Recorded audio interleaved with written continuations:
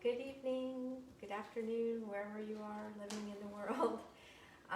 This is Tammy, and I just thought tonight that I would show you how to oxidize the pendant that we made last week. So we made this one, actually it's been 2 weeks ago, and how it will look after. So oxidizing kind of makes it have this antique look, and I'll show you how to do that. And you know, eventually it will darken on its own over time, but I'm going to show you how to make it happen really fast. So what you will need is liver of sulfur, and I get this just on Amazon, and it stinks, smells kind of like rotten eggs. So when I finish with it, I always put a lid on it. So I usually try to save something that is disposable that has a lid so that I can just stick the lid on it, and then I usually put it outside until it kind of turns milky colored looking, and then you can just dump it out in the grass. And then you also will need another container. This one doesn't have to be disposable, but I just always use the same one for the baking soda. And this neutralizes it after it has been sitting in the liver of sulfur for a while. So here's just, this was from cat food. This is something I might use in the future.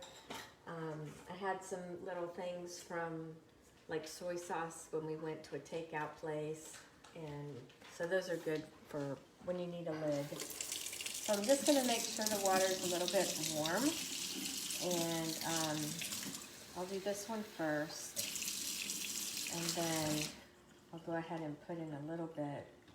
Since we're just doing one, we don't need a whole lot of baking soda, just enough to kind of let it submerge.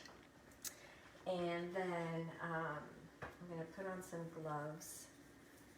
You kind of don't want the liver of sulfur getting on your hands. All right. So, and there's my cat. She is very curious to know what's going on all the time. And that's not for you to drink. Sorry, Lexi. All right, so I'm going to open the liver of sulfur, and I'm just going to pour in a little bit and just close it back up. And I keep all of these things in this basket. I have some tweezers here. You could use like chopsticks or straw, something you're not going to keep. I just always use these. These are jewelry tweezers. I just use that to kind of stir it up.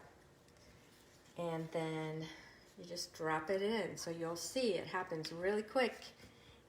It's going to turn black in there, the wire.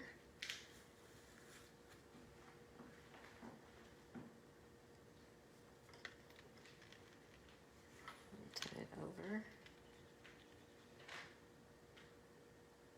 This is a little bit bigger container than I usually use, so I just let it sit for another minute.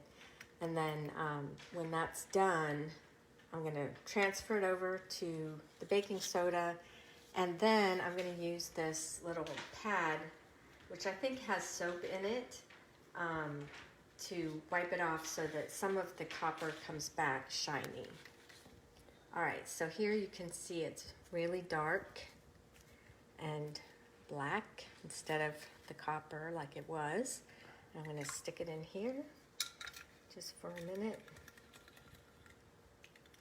And I'm going to go ahead and put the lid on here because it does not smell good. And I don't want her to drink it.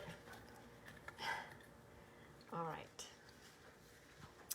And then I'm going to just rinse it off and get this wet.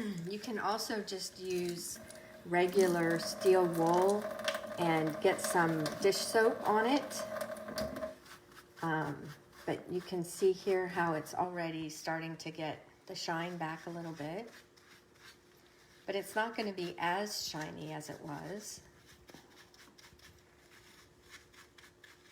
And then, before I actually sell these, I coat them with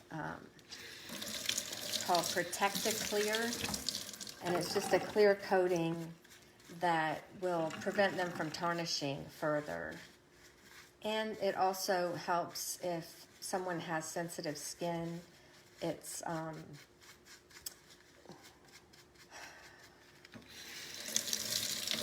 sometimes this gets little bits of that blue in there, so I actually prefer using the steel wool, but kind of that Protect-A-Clear makes it kind of hypoallergenic. So there is the finished one. Usually I've got several that I'm doing at once, but this is the only one I needed to do. And then I just kind of dry it off. And I'm going to take off my gloves. And then the final thing I do before I paint the Protect-A-Clear on it is use one of these pads. It's called Shine Right Polishing Pad. And I got 50 of them. These are made by Beadsmith. And I probably got them on Amazon, I'm not sure, but this just makes it a little bit shinier. It gets off some more of that dark. We don't want to get all of it off, but we still want it to have that kind of aged look, so it looks antique-y. But you can see how it's really pulling a lot off of there.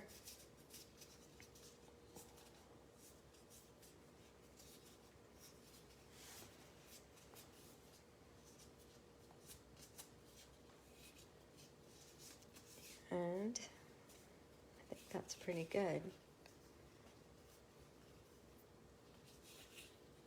So that kind of finishes the whole process from what we started 2 weeks ago when I showed you how to make this. And now you can see how it looks when it's oxidized. And I'll add a chain, and then I'll take some pictures of it and put it out on Etsy and Facebook, Shopify, on my Debbie Tammy Creations page with my daughter. And then I'll paint just the wires with that clear coat. And that's called Protect-A-Clear. So, Jim, can you tell if there are any questions? No, I can't. Okay. I don't see any. Okay. Well, I didn't give people a lot of notice, and I'm not sure this is something that people were like, that was something very urgent to come and watch, but you can watch it later, of course. And if you do watch it later and you have any questions, just leave that in the comments, and I'll answer those for you. So thank you for joining me tonight, and I hope you have a great night. Thanks. Bye.